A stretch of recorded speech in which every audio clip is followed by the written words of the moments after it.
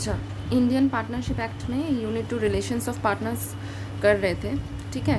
अच्छा, उसमें अब जो नेक्स्ट है वो है section 14 partnership property. Partnership property का मतलब है कि कौन से एसेट्स ऐसे होते हैं जो कि पार्टनरशिप फर्म का प्रॉपर्टी कहलाता है। समझ में आया? जो एसेट्स फर्म का प्रॉपर्टी कहलाता है उसको पार्टनरशिप प्रॉपर्टी बोला जाता है, ठीक है। तो क्या बोल रहा है, the property of the firm, section 14 में क्या बोल रहा है हम लोग देख लेते हैं।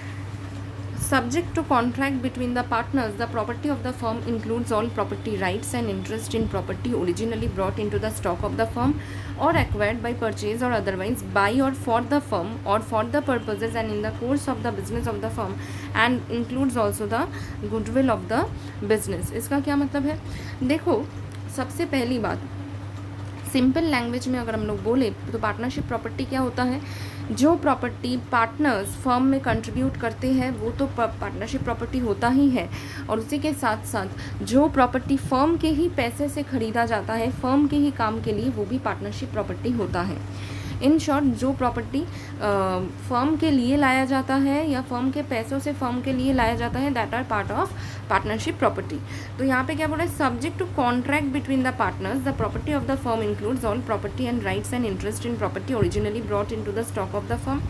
अच्छा, तो प्रॉपर्टी का मतलब क्या है, पार्टनर्स के बीच में जो भी कॉन्ट्रैक्ट हुआ है उस कॉन्ट्रैक्ट के हिसाब से जो भी प्रॉपर्टी राइट्स इंटरेस्ट फर्म में लाया गया है वो सब पार्टनरशिप प्रॉपर्टी का हिस्सा है, या फिर और एक्वायर्ड बाय परचेज और अदरवाइज बाय और फॉर द फर्म और for the purposes and in the course of the business of the firm and includes also the goodwill of the business. तो जैसे कि मैंने बोला कि या फिर ख़रीदा गया हो, ठीक है ना, फर्म के पैसों से, बाई मीन्स फर्म के पैसों से, या फिर फर्म के लिए, या फिर और for the purpose and in the course of the business of the firm and includes also the goodwill of the business. Next है बोला, unless the contrary intention appears, property and rights and interest in property acquired with money belonging to the firm are deemed to have been acquired for the firm. और क्या बोल रहा है कि जो भी प्रॉपर्टी राइट्स एंड इंटरेस्ट तुम लोगों ने ख़रीदा है फर्म के पैसों से, ठीक है ना, ये मैंने स्टार्टिंग में ही तुम लोगों को बोल दिया है कि फर्म के पैसों से जो भी तुम लोगों ने ख़रीदा है या फर्म के लिए तुम लोगों ने जो भी कंट्रीब्यूट किया है वो सब पार्टनरशिप प्रॉपर्टी या फर्म का प्रॉपर्टी कहलाएगा। अब इस लाइन का क्या मतलब है, unless the contrary intention appears, मतलब अगर पार्टनर्स के बीच में ऐसा कोई कॉन्ट्रैक्ट बना है कि जिस कॉन्ट्रैक्ट के हिसाब से ये बोला जा रहा है कि ये जो प्रॉपर्टी है इस प्रॉपर्टी में किसी पार्टनर का इतना % हिस्सा है, ऐसे तो सारे पार्टनर्स का इक्वल हिस्सा होता है फर्म के प्रॉपर्टीज़ पे, लेकिन अगर बाय वे ऑफ कॉन्ट्रैक्ट ऐसा कुछ बोला गया है कि ये प्रॉपर्टी इस पार्टनर का इस प्रॉपर्टी पे इतना % हक है, तो वो अलग बात है। लेकिन इसके अलावा पार्टनरशिप प्रॉपर्टी का क्या मतलब होता है, पार्टनरशिप प्रॉपर्टी का मतलब होता है जो भी प्रॉपर्टी राइट्स या इंटरेस्ट फर्म के लिए पार्टनर्स ने लाया है या फिर ख़रीदा है या फिर फर्म के पैसों से ही ख़रीदा है फर्म के इस्तेमाल के लिए, उसको पार्टनरशिप प्रॉपर्टी बोला जाता है। सेक्शन 14 को फर्दर एनालिसिस कैसे किया है,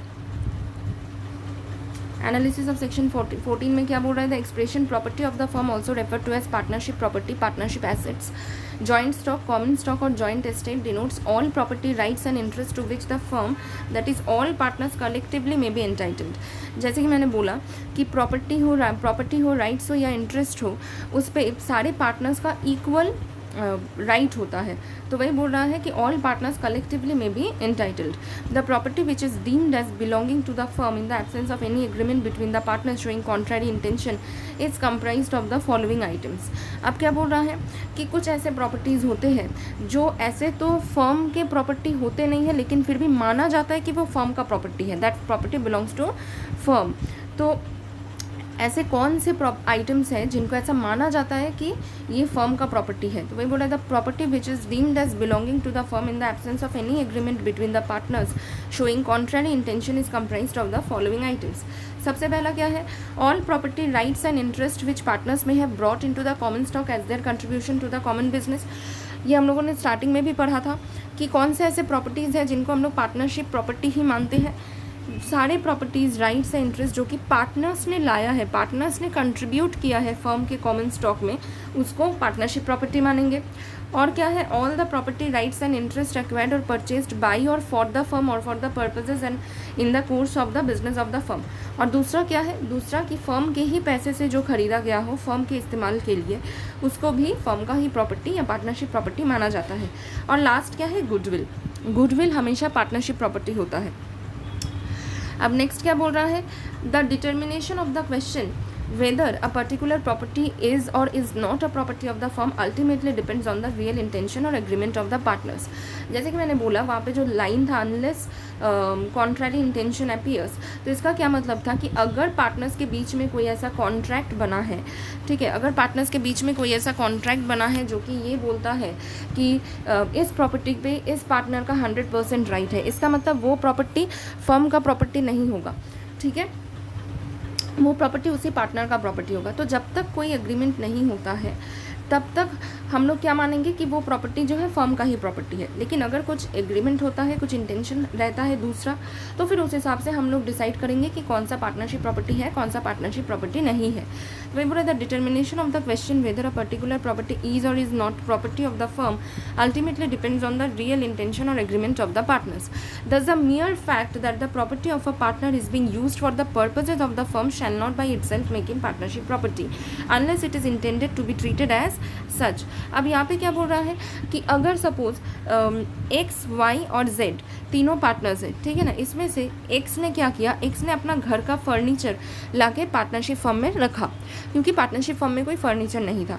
तो क्या इसका मतलब ये है कि वो फर्नीचर पार्टनरशिप प्रॉपर्टी हो जाएगा? नहीं, जब तब तक वो प्रॉपर्टी पार्टनरशिप प्रॉपर्टी नहीं होगा जब तक कि पार्टनर्स, तीनों पार्टनर्स एक्स, वाई और जेड, जब तक तीनों मिल के by way of agreement x के फर्नीचर को पार्टनरशिप प्रॉपर्टी नहीं बनाता है, तब तक वो प्रॉपर्टी एक्स का ही रहेगा, फर्म का प्रॉपर्टी नहीं होगा। तो वही इस लाइन का मतलब है कि दस the मियर fact that the property of a partner is being used for the purposes of the firm shall not by itself make it partnership property unless it is intended to be treated as such। Partners may by an agreement at any time convert the property of any partner or partners, and such conversion if made in good faith would be effectual between the partners and against the creditors of the firm or the separate property of any partner into a partnership property। इसका मतलब क्या है, partners जो है by way of agreement भी valid तभी कहलाएगा जब कोई भी गलत इंटेंशन नहीं है उस प्रॉपर्टी को फर्म का प्रॉपर्टी कन्वर्ट करने में, समझ में आया? तो फिर उस प्रॉपर्टी को हम लोग पार्टनरशिप प्रॉपर्टी के हिसाब से ट्रीट करेंगे और सारे पार्टनर्स का उसके ऊपर इक्वल राइट हो जाएगा, ठीक है ना। इवन क्रेडिटर्स भी उसको उसके ऊपर क्लेम कर सकते हैं, समझ में आया? अच्छा, नेक्स्ट क्या बोल रहा है, गुडविल के बारे में क्या बोल रहा है। Section 14 specifically lays down that the goodwill of a business is subject to a contract between the partners to be regarded as property of the firm, but this section does not define the term goodwill. देखो, goodwill के बारे में इतना तो मालूम है, partnership accounts में जब तुम लोगों ने किया था उसमें देखा था कि गुडविल को या तो एडमिशन के टाइम पे ओल्ड पार्टनर्स आपस में बांट लेते हैं, ठीक है ना, या फिर जब डिसोल्यूशन होता है, गुडविल जब बेचा जाता है तब भी सारे पार्टनर्स उसको आपस में बांट लेते हैं, समझ में आया? तो ये सब तो मालूम है। तो वही बोल रहा है कि सेक्शन 14 में भी ये बताया गया है कि गुडविल जो है वो बिजनेस का ही पार्ट है, समझ में आया? मतलब वो पार्टनरशिप प्रॉपर्टी ही है, ये सेक्शन 14 में बता दिया गया है, लेकिन गुडविल को डिफाइन नहीं किया। देखो, गुडविल का डेफिनेशन ऐसे तो हम लोगों को मालूम है। गुडविल का मतलब क्या होता है, मतलब बिजनेस का अच्छा नाम, जिसका अलग से वैल्यूएशन होता है। जैसे एडमिशन के टाइम पे जब कोई भी पार्टनर, न्यू पार्टनर, जब सपोज़ कि कैपिटल कंट्रीब्यूट किया 20,000 और एक्स्ट्रा 5,000 उसने कंट्रीब्यूट किया, ऐसा क्यों किया? क्योंकि फर्म का अच्छा नाम था, इसकी वजह से किया, ठीक है। तो गुडविल क्या है, फर्म का अच्छा नाम जिसका अलग से वैल्यूएशन होता है, it is an intangible asset, है ना। तो क्या बोल रहे हैं, goodwill is a concept which is very easy to understand but difficult to define. Goodwill may be defined as a value of the reputation, जैसे कि मैंने बोला कि अच्छा नाम मतलब reputation. Goodwill may be defined as a value of the reputation of a business house in respect of profits expected in future over and above the normal level of profits earned by undertaking belonging to the same class of business।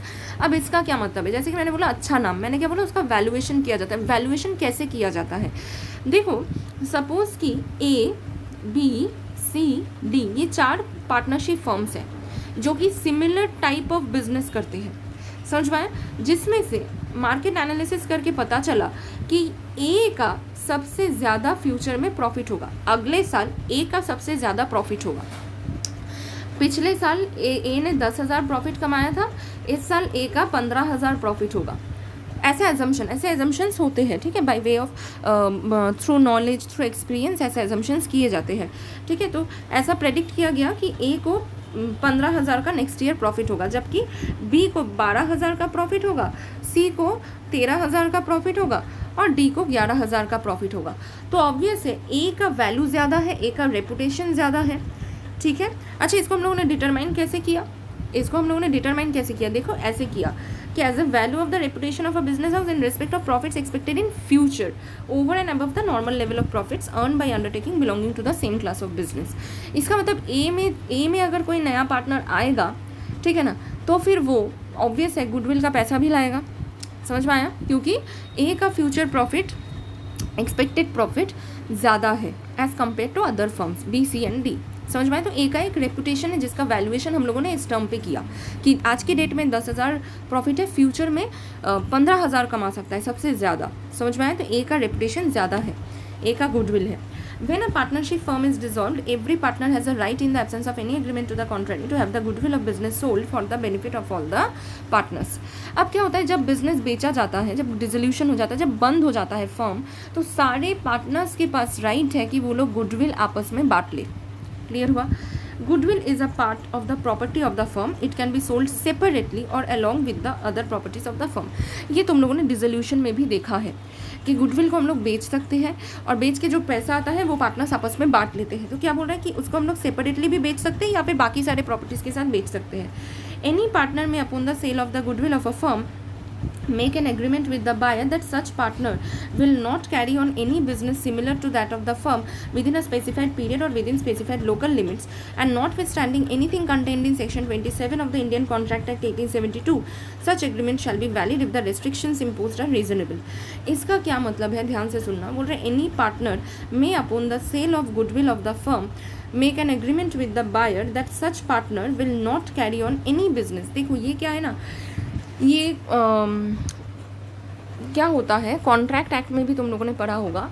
क्या होता है कि partner, कोई भी एक partner जब firm के goodwill को बेच देता है, ठीक है ना, तो फिर सपोज कि एक्स वाई ये दोनों का पार्टनरशिप फर्म था, डिसोल्यूशन हो चुका है, इन्होंने गुडविल जो है जेड को बेच दिया, ठीक है। अब जैसे ही इन्होंने गुडविल बेच दिया तो फिर ये लोग एक एग्रीमेंट भी बना सकते हैं जेड के साथ, क्योंकि जेड का ऐसा डिमांड हो सकता है कि क्योंकि फर्म का गुडविल जेड के पास अभी है, तो एक्स और वाई जो है सिमिलर टाइप ऑफ बिजनेस, मतलब जो फर्म ये लोग पहले चलाते थे जिसका गुडविल इन्होंने जेड को बेच दिया है, वो सिमिलर टाइप ऑफ बिजनेस अब ये लोग नहीं करेंगे। कोई दूसरा बिजनेस कर सकते हैं, लेकिन जिसका गुडविल इन्होंने बेच दिया है उसका उस फर्म के बिजनेस के टाइप का सिमिलर टाइप ऑफ बिजनेस वो लोग और कैरी ऑन नहीं करेंगे। तो क्या बोल रहे, any partner may upon the sale of the goodwill of a firm make an agreement with the buyer that such partner will not carry on any business similar to that of the firm within a specified period or within specified local limits, and notwithstanding anything contain in section 27 of the Indian contract act 1872, such agreement shall be valid if the restrictions imposed are reasonable. समझ में आया? अगर restrictions reasonable है, जैसे कि तुमने बोला कि इतने वक्त तक मैं नहीं करूँगा सिमिलर टाइप ऑफ बिजनेस, या फिर तुमने बोला कि तुम्हारा बिजनेस कोलकाता में है तो मैं कोलकाता में similar type of business carry on नहीं करूँगा। तो ऐसे कुछ लिमिट्स तय किए जाते हैं जिनको फॉलो करके, या फिर ऐसे कुछ लिमिटेशंस दिए जाते हैं जिनको फॉलो करके उसके बाद वैसा सिमिलर टाइप ऑफ बिजनेस तुम कहीं पे कर सकते हो। समझ में आया? तो ये जो एग्रीमेंट है कि आगे जाके एक बार तुमने गुडविल बेच दिया बायर को, तो फिर तुम वो सिमिलर टाइप ऑफ बिजनेस और कैरी ऑन नहीं करोगी, ये वैलिड तभी होगा अगर रीजनेबल है। रीजनेबल मीन्स ये नहीं कि लाइफ टाइम बैन लग गया, नहीं, कुछ रीजनेबल, जैसे कि इतने टाइम तक तुम नहीं कर पाओगे या फिर इतने लोकल लिमिट्स तक तुम नहीं कर पाओगे, तो फिर वैलिड है। ठीक है, अब क्या बोल रहे हैं, property of a partner when the property is exclusively belonging to a person it does not become, ये जो वो मैंने अभी फर्नीचर वाला एग्जांपल थोड़ी देर पहले समझाया था ना कि एक्स ने अपना प्रॉपर्टी लाया है पार्टनरशिप फर्म में क्योंकि उनके पास फर्नीचर नहीं था, तो फिर इसका मतलब ये नहीं कि वो फर्नीचर अभी पार्टनरशिप फर्म का हो गया, लेकिन एक्स वाई और जेड अगर चाहे तो आपस में एग्रीमेंट करके उस एक्स के फर्नीचर को पार्टनरशिप प्रॉपर्टी में कन्वर्ट कर सकते हैं। तो वही यहाँ पे फिर से फर्दर एनालिसिस किया है, where the property is exclusively belonging to a person it does not become a property of the partnership merely because it is used for the business of the partnership. Such property will become property of the partnership if there is an agreement. अच्छा, अब क्या बोल रहा है, application of property of the firm, section 15। अब हम लोग section 15 पढ़ेंगे, ठीक है। यहाँ पे क्या बोल रहे हैं, subject to contract between the partners the property of the firm shall be held and used by the partners exclusively for the purposes of business. अब देखो इतना तो मालूम चल गया कि पार्टनरशिप प्रॉपर्टी क्या होता है, कौन कौन से आइटम्स हैं जिनको पार्टनरशिप प्रॉपर्टी माना जाता है। अब बोल रहा है कि प्रॉपर्टी ऑफ द फर्म को फर्म का एप्लीकेशन कैसे करें। तो क्या बोले, जैसे पार्टनर्स के बीच में कॉन्ट्रैक्ट बनेगा वैसे ही फर्म के प्रॉपर्टी का इस्तेमाल होगा। समझ में आया। तो वही बोल रहा है, subject to contract between the partners the property of the firm shall be held and used by the partners exclusively for the purposes of the business. Analysis of section 15 में क्या बोल रहा है, section 15 provides that the property of the firm shall be held and used exclusively for the purpose of the firm. देखो mainly जो section 15 बताता है वो तो यही है कि अगर प्रॉपर्टी ऑफ द फर्म है, ये तो लॉजिकल है, थोड़ी ना फर्म के प्रॉपर्टी को तुम घर पे लेके जा सकते हो, ठीक है ना।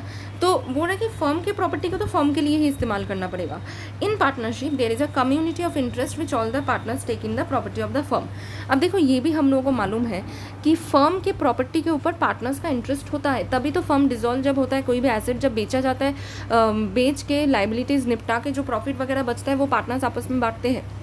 इंटरेस्ट अगर नहीं होता तो ये तो होता ही नहीं, ठीक है। तो क्या बोल रहे हैं, in partnership there is a community of interest which all the partners take in the property of the firm, but that does not mean than during the subsistence of the partnership a particular partner has any proprietary interest in the assets of the firm. लेकिन इसका मतलब ये नहीं है कि जब तक firm चल रहा है तब तक किसी भी एक इंडिविजुअल पार्टनर का फर्म के प्रॉपर्टी पे पूरा का पूरा हक होगा। समझ में आया। तो इसीलिए बोल रहे every partner of the firm has a right to get his share of profits till the firm subsists and he has also a right to see that all the assets of the partnership are applied to and used for the purpose of partnership business. तो क्या बोल रहे हैं, इसीलिए सारे partners का equal rights है firm के प्रॉपर्टी में, और हर एक पार्टनर के पास ये राइट है ये देखने का कि जो भी पार्टनरशिप फर्म का एसेट्स है, जो भी पार्टनरशिप फर्म का प्रॉपर्टी है, वो पार्टनरशिप बिजनेस के लिए ही इस्तेमाल हो रहा है कि नहीं, ये इन्वेस्टिगेशन करना भी सारे पार्टनर्स का हक है। कुछ एग्रीमेंट बना हुआ वो अलग बात है, लेकिन एग्रीमेंट अगर नहीं बना है तो फिर सेक्शन 15 बताता है कि प्रॉपर्टी जो है फर्म का प्रॉपर्टी फर्म के लिए ही इस्तेमाल होना चाहिए। समझ में आया। सारे पार्टनर्स का कम्युनिटी इंटरेस्ट होता है एसेट्स के ऊपर, इसीलिए तो वो लोग एसेट्स बेच के जो है प्रॉफिट बांट लेते हैं, और सारे पार्टनर्स का फर्म के प्रॉफिट के ऊपर भी इक्वल राइट्स है, ठीक है ना। सारे पार्टनर्स का प्रॉफिट के ऊपर भी राइट है, और उसी के साथ साथ हर एक पार्टनर के पास ये राइट है कि वो लोग देखे कि जो भी पार्टनरशिप फर्म का एसेट है वो पार्टनरशिप फर्म के लिए ही इस्तेमाल हो रहा है कि नहीं। समझ में आया। अब नेक्स्ट क्या बोल रहा है, personal profit earn by partners. अब अगर ऐसा कुछ होता है कि कोई पार्टनर, पर्सनल प्रॉफिट का क्या मतलब है, मतलब वो खुद कुछ करके कुछ पैसा कमा रहा है, बाकी पार्टनर्स का उसमें मतलब कोई लेना देना ही नहीं है, वो खुद कुछ कमा रहा है, तो फिर क्या होगा, क्या ये अलाउड है, नहीं है, वो सब हम लोग सेक्शन 16 में पढ़ेंगे।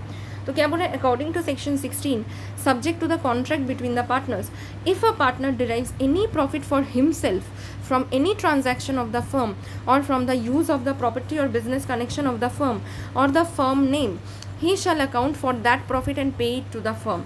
अगर कोई भी पार्टनर कोई भी प्रॉफिट कमाता है खुद, ठीक है ना, किसी भी ट्रांजैक्शन के थ्रू, और उसने अगर फर्म का बिजनेस इस्तेमाल किया है, फर्म के नाम से उसने वो ट्रांजैक्शन किया है, और फिर भी वो इंडिविजुअली कोई प्रॉफिट कमा रहा है, तो फिर उसका ये रिस्पॉन्सिबिलिटी है कि वो उस प्रॉफिट को फर्म के हवाले कर दे। ऑब्वियस है, तुम सोचो तुम फर्म का प्रॉपर्टी इस्तेमाल कर रही हो, ठीक है, फर्म के नाम पे ट्रांजैक्शन कर रही हो, तो प्रॉफिट वो उससे जो भी प्रॉफिट तुम कमा रहे हो तो उसमें तो फर्म का हक है ना। हाँ, अब फर्म का हक मीन्स तुम्हारा हक, लेकिन इंडिविजुअल तुम्हारा हक नहीं है, इसीलिए इंडिविजुअल अगर तुम उसको रख देते हो तो फिर ये कहीं ना कहीं तुम फ्रॉड कर रही हो। If a partner carries on any business of the same nature as and competing with that of the firm, he shall account for and pay to the firm all profits made by him in that business। जब हम लोग partnership में घुसते हैं तो फिर हम लोग ऐसा नहीं कर सकते कि सिमिलर टाइप ऑफ बिजनेस अलग से फर्म को compete करने के लिए फिर स्टार्ट करें कहीं और। अगर हम लोग ऐसा करते हैं, ठीक है ना, कहीं और मीन्स मतलब बाहर, उस पार्टनरशिप फर्म से बाहर अगर हम लोग कोई भी बिजनेस स्टार्ट करते हैं सिमिलर टाइप ऑफ बिजनेस, और ऐसा करके हम लोग फर्म को ही compete कर रहे हैं, तो फिर उससे भी जो भी प्रॉफिट हम लोग कमाएंगे वो हम लोग फर्म को दे देंगे। समझ में आया? अच्छा, इसको एनालिसिस करने से और ज़्यादा अच्छे से क्लियर हो जाएगा। मीन्स अभी तक हम लोगों ने जितना भी समझा उसका मतलब ये है कि अगर कोई भी पार्टनर फर्म का प्रॉपर्टी इस्तेमाल करके फर्म के नाम से कोई ट्रांजैक्शन करके प्रॉफिट कमाता है तो that profit belongs to firm. समझ में आया? और अगर कोई पार्टनर पार्टनरशिप फर्म में रहने के साथ साथ उस पार्टनरशिप फर्म में जिस टाइप ऑफ बिजनेस को कैरी ऑन किया जाता है वही सिमिलर टाइप ऑफ बिजनेस अगर बाहर वो कैरी ऑन कर रहा है और फर्म को कंपटीशन दे रहा है तो फिर उस बिजनेस से वो जो भी प्रॉफिट कमाएगा वो फर्म को दे देना पड़ेगा। ठीक है, इसको एनालिसिस करने से और भी जितने भी थोड़े बहुत डाउट है वो क्लियर हो जाएंगे। तो क्या बोल रहा है एनालिसिस ऑफ 16 में, where a partner derives any profit for himself from any transaction of the firm or from the use of the property or business connection of the firm or firm name, he must account for that profit and paid to the firm.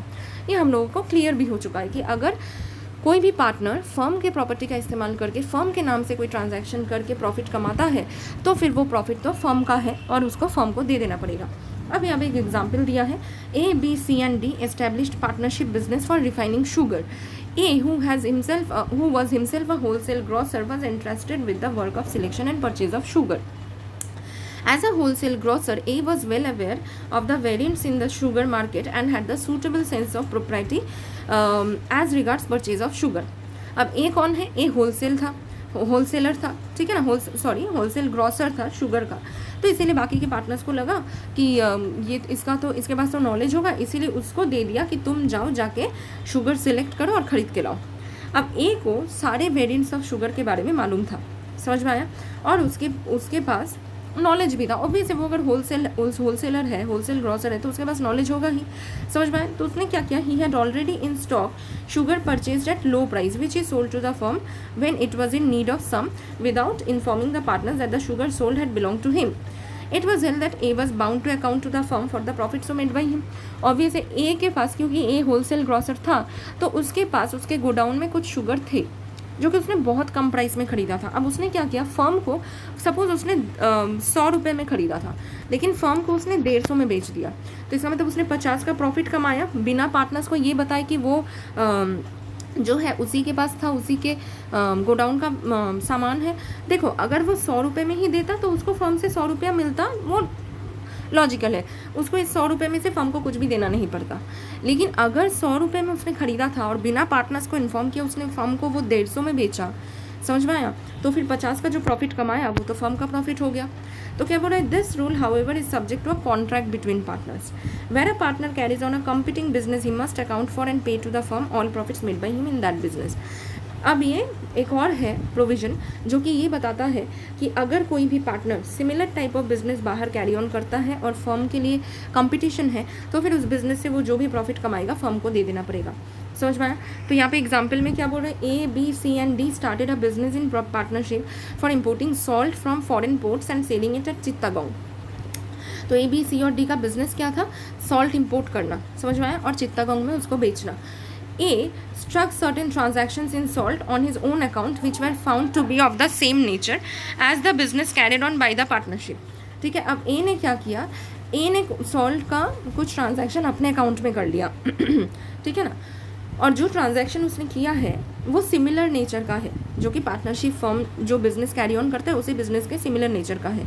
तो इसका मतलब क्या है, ए ने कहीं ना कहीं competition कर लिया, ठीक है। तो क्या but it was held that A was liable to account to the firm for profits of the business so made by him. This rule is also subject to a contract between the partners. अब देखो ये जो अगर कोई भी partner firm का property का इस्तेमाल करके फर्म के नाम का इस्तेमाल करके कोई प्रॉफिट कमाए तो वो प्रॉफिट फर्म का होगा।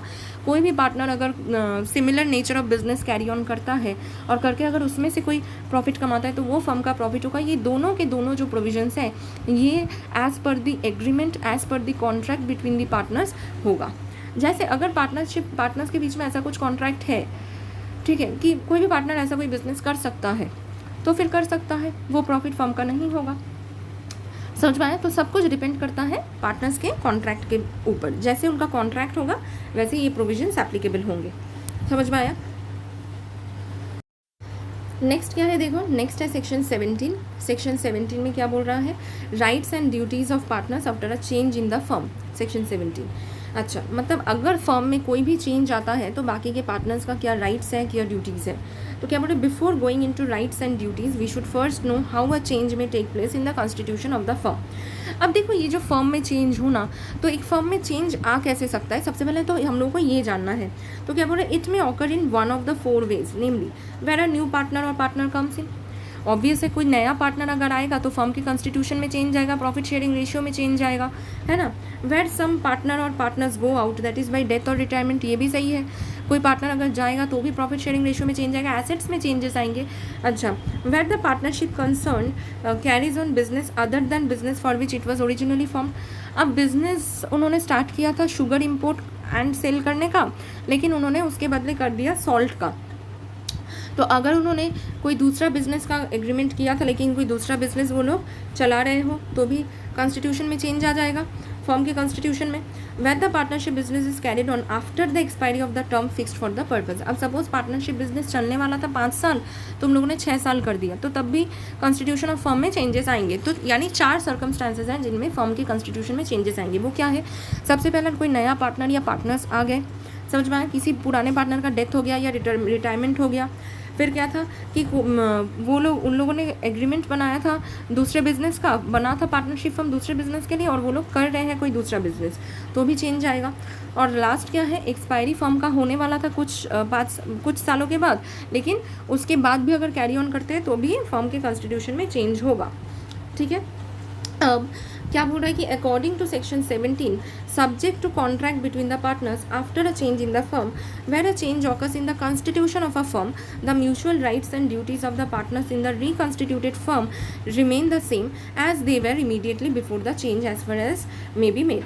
अब क्या बोल रहा है कि अगर फर्म में कोई चेंज आया, ठीक है, तो उसके बाद क्या होगा, बोल रहा है कि अगर फर्म के कॉन्स्टिट्यूशन में कोई चेंज आया तो फिर जो भी म्यूचुअल राइट्स और ड्यूटीज़ थे पार्टनर्स के बीच में, ठीक है, वो रिकॉन्स्टिट्यूटेड फर्म में भी सेम रहेंगे, उसमें कोई चेंजेस नहीं आएगा।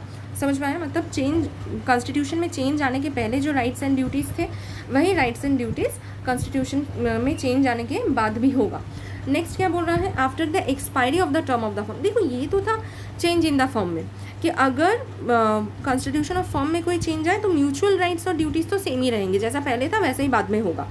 ठीक है, अच्छा, लेकिन अब क्या बोल रहा है कि अगर फर्म के एक्सपायरी ऑफ टर्म में कोई चेंज आया, where a firm constituted for a fix term continues to carry on business after the expiry. Suppose 5 साल के लिए बना था, लेकिन उसके बाद भी वो लोग कैरी ऑन कर रहे हैं, तो क्या होगा, the mutual rights and duties of the partners remain the same as they were before the expiry so far as they may be consistent with the incidents of partnership at will.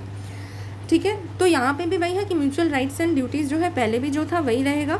समझ में आया, कितने देर तक same रहेगा, जब तक कि partnership at will के थ्रू कोई भी दूसरा इंसिडेंट नहीं आ जाए। नेक्स्ट है बोले where additional undertakings are carried out, where a firm constituted to carry out one or more adventures or undertakings carries out other adventures or undertakings are the same as those in respect of the original adventures or undertakings. मतलब कोई दूसरा business carry on करने के लिए तुम लोगों ने partnership firm start किया था, लेकिन अभी तुम लोग उस बिजनेस के अलावा भी कोई दूसरा बिजनेस अगर कैरी ऑन करते हो, ठीक है ना, तो भी तुम्हारे म्यूचुअल राइट्स एंड ड्यूटीज़ जो है वो सेम रहेंगे। ठीक है, तो आज के लिए इतना ही। नेक्स्ट क्लास में हम लोग फिर स्टार्ट करेंगे relation of partners to third party से।